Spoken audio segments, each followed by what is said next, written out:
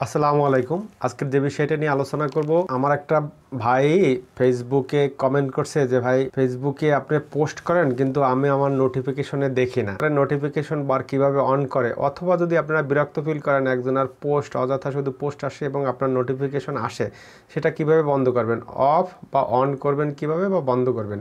তার আইডিতে চলে যাবেন, ফ্রেন্ড আছে এই ফ্রেন্ডের ফে ক্লিক করে এটা ক্লিক করবেন, তারপর চলে আসবে ফেভারিটিস, এই যে 4 নম্বর অপশনটা যদি আপনি ক্লিক করে দেন, এখন থেকে সে যত পোস্ট করবে সেই পোস্টের কিন্তু আপনাকে নোটিশ দিবে। আরও একটা বিষয় আছে, এরপরে এইটা হয়েছে যে পোস্টের ক্ষেত্রে এখন যদি রিলস আপলোড করে, এছাড়া আরেকটা বিষয় আছে, যেহেতু সে ফ্রেন্ড, এখন যদি ফলোয়ার থাকে তাহলে তার একটা রিলসে চলে যাবেন, ফলোয়িং লিস্ট আছে, এই ফলোয়িং লিস্টে ক্লিক করে এই যে এখানে দেখেন নোটিফিকেশন, যেরকম আপনি যদি অল ভিডিও নোটিফিকেশন দেখতে চান তাহলে উপরের অপশনটা দিয়ে দেবেন, বা হাইলাইটস মানে মেইন ভিডিও যেগুলো এইগুলো নোটিফিকেশন দেখতে চাইলে দ্বিতীয় নাম্বারটা, আর যদি কোনো নোটিফিকেশন না দেখতে চান তাহলে দ্বিতীয় নাম্বারটা। এই কাজটা করলেই তো শেষ। এছাড়া যদি আপনি মনে করেন যে বিরক্ত হচ্ছে আমাকে কতক্ষণ পর পর, আপনি একজন ফ্রেন্ড লিস্টে এমন একজন লোক আছে কতক্ষণ পর পর আজে বাজে পোস্ট করে কিন্তু আপনি তাকে আনফ্রেন্ড বা আনফলো করতে পারতেছেন না, তাতে অসুবিধা, সেক্ষেত্রে আপনি যদি নান দিয়ে রাখেন এই যে নোটিফিকেশন আসবে না। আবার যদি তার ভিডিও নোটিফিকেশন দেখতে চান অল ভিডিও, তাহলে এই নোটিফিকেশন দিলে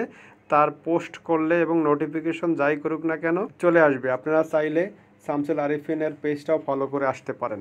ধন্যবাদ সবাইকে সম্পূর্ণ ভিডিওটা দেখার জন্য। যদি ভিডিওটা ভালো লাগে অবশ্যই কমেন্ট করবেন এবং ফলো দিয়ে পাশে থাকবেন। আর যারা অলরেডি ফলো করছেন সবাইকে আসসালামু আলাইকুম। ভালো থাকবেন, সুস্থ থাকবেন সেই কামনায়।